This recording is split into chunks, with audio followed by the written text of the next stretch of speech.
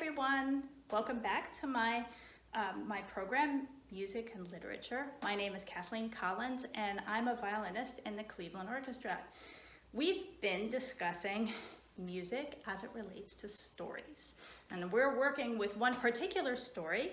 We read the beginning of it in our last session together. We're talking about the story of Little Red Riding Hood. So we have discussed the different sections of the story, the beginning, middle, and end. And we talked about the elements that we became familiar with at the beginning of our story.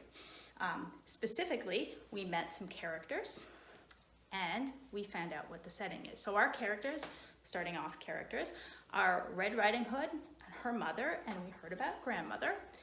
And the setting is where the story takes place. It's in her little village on the edge of a forest. Now, we also found out that the grandmother is sending Red Riding Hood on into the forest so that she can go to her grandmother's house and bring her food because her grandmother's sick. So we're going to go head on into the middle section of our story now and see what happens. All right, I'm looking forward to this. Here we go. Her grandmother's house was deep in the heart of the forest, but Little Red Riding Hood knew which path to take and was not afraid to walk alone. She was not even afraid when she met a wolf. "Good morning," said the wolf. "Good morning, wolf," said Little Red Riding Hood. Now the wolf, as you probably know, was a wily animal and was not to be trusted, but he was very polite when he spoke to Little Red Riding Hood. "Where are you going, little girl?" the wolf asked. "To grandmother's house," she said. "I am taking this basket of food to her because she is sick." She answered all his questions happily. She even told the wolf where her grandmother lived and how to get there.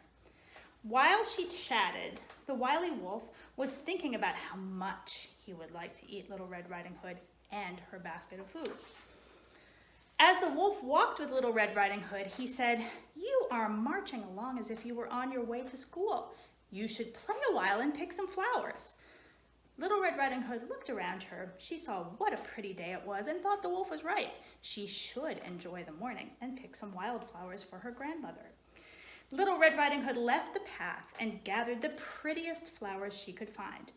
She daydreamed a little as she searched, and she forgot about the promise that she had made to her mother. Meanwhile, the wolf crept down the path until he was out of sight. Then he ran straight to grandmother's house, lickety-split. Once he'd caught his breath, he knocked gently on the door. "Who is it?" called grandmother. "It's Little Red Riding Hood. I've brought you some cake and bread and butter," said the wily wolf. "Lift the latch and walk in," said grandmother, for she was tucked in bed.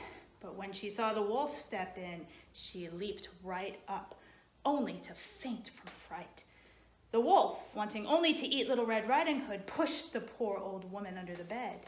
He disguised himself with her lacy cap and nightgown and jumped into her bed. There he waited. When Little Red Riding Hood had picked an armload of perfect little wildflowers, she remembered her promise to her mother about her sick grandmother. She rushed to her grandmother's house and knocked on the door. "Who is it?" called the wolf, who made his voice sound just like Little Red Riding Hood's grandmother. "It is I, Little Red Riding Hood," called the girl. "Lift the latch and walk in," said the wolf. Little Red Riding Hood thought she could see her grandmother lying in bed with her lacy cap pulled low and the covers tucked up to her chin. The wolf said, "Come a bit closer, my dear," in a high, quavering voice. Little Red Riding Hood came right up to the bedside. "My grandmother, what big ears you have," she said, taking a step back. "The better to hear you with, my dear," said the wolf. "My, what big eyes you have, grandmother," called Little Red Riding Hood, taking another step back. "The better to see you with, dear." "But grandmother, what big teeth you have." "The better to eat you with," cried the wolf. With that, the wolf leaped out of the bed and chased Little Red Riding Hood around the room. He was very hungry and had been looking forward to eating the little girl. But Little Red Riding Hood was too quick for the big bad wolf. She jumped out of his reach and ran to the door. Lucky for Little Red Riding Hood, the wolf was not used to wearing grandmother's nightgown. He kept tripping and stumbling over the hem and had a hard time chasing Little Red Riding Hood. Little Red Riding Hood ran straight out the door. "Help, help, a wolf!" cried Little Red Riding Hood. Oh my goodness. Well, that's the end of the middle section. And I think you'll agree with me right now. We have absolutely no idea what's going to happen to Red Riding Hood. The wolf is really, really close on her heels. She is almost unable to get away. The only thing that's saving her is that the wolf has a hard time with grandmother's nightgown. What kind of things do we find out about in the middle section of the story? One of the things is we met a new character. That's the wolf. So in this case, the wolf is a problematic character. Clearly, he's trying to lead Red Riding Hood into all sorts of bad situations so that he can eat her. The other one that we met was grandmother. Finally, we had heard about it before, but she is finally there with us too. What about the setting? What do you think about the setting in the middle section? Clearly, she started out in her village. Little Red Riding Hood started out from her house, but the action of the middle section takes us into the forest. So the setting changes from her house all the way into the interior of the forest and up to grandmother's house. So we have a couple different setting changes, middle of the forest and then grandmother's house. And along the way, we have multiple issues and problems that our main character, Red Riding Hood, is encountering. She encounters the wolf. She gets led astray off the path. She stops to pick flowers. She's not supposed to do that. She gets to grandmother's house. The wolf has tossed grandma under the bed. He's hiding. Oh, there's so many problems. There are just like lots of bad decisions made by our characters and lots of problems that happen. And this is really typical of middle sections of stories. It's also by far the longest section. The beginning is relatively short, end is relatively short, but the middle section can be really big because there are just so many problems often that our characters have to overcome and encounter. And along the way, setting changes and you may meet new characters that either help the main characters or they pose other extra problems. And then another really important thing, like we said at the very end, it's kind of the very most exciting point where we literally don't know what's going to happen. It makes us want to turn the page to the next section to see what happens with Red Riding Hood.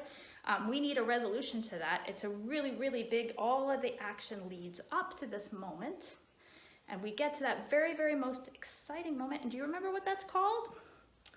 That's called the climax. So we get all the way up to the climax, and then we have to find out what happens.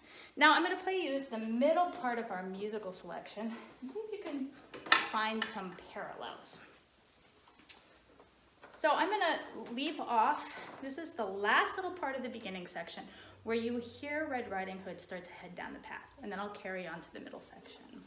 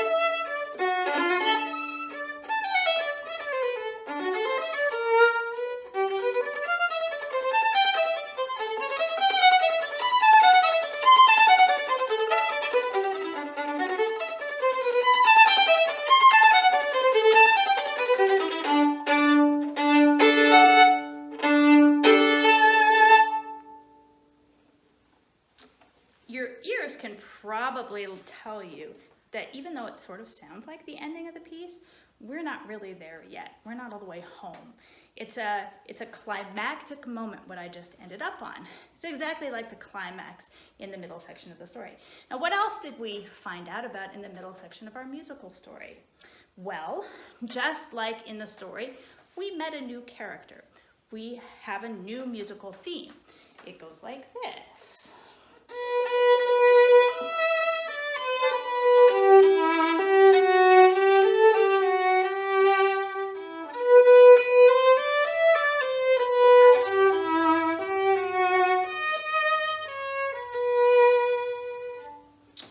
So that's our new musical character that's introduced. Now that, you could say that that's the wolf from the story.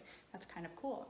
The other thing is that the setting has changed. So at the beginning, if you remember, we had this nice cheerful theme, made our whole piece sound cheerful and upbeat and happy and skippy.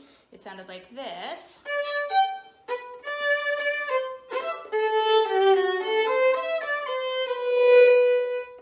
When our new character comes on the scene, all of a sudden the piece starts to sound a little sad and a little dark. Listen closely.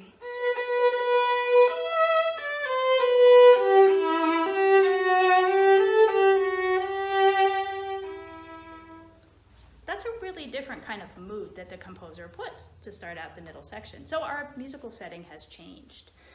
The other thing that happens, as we saw in the story, the written story that we read, Red Riding Hood encounters lots of problems. There's a lot of chaos going on in this middle section of our story. It's the same in the music. I'm sure you heard all those little fast sections that happen in this particular section, where it almost sounds like the character is being chased around. I'm going to end our little session now with the climax of the middle section, and I want you to start thinking about what endings are all about and what ending you can kind of envision for our Red Riding Hood story.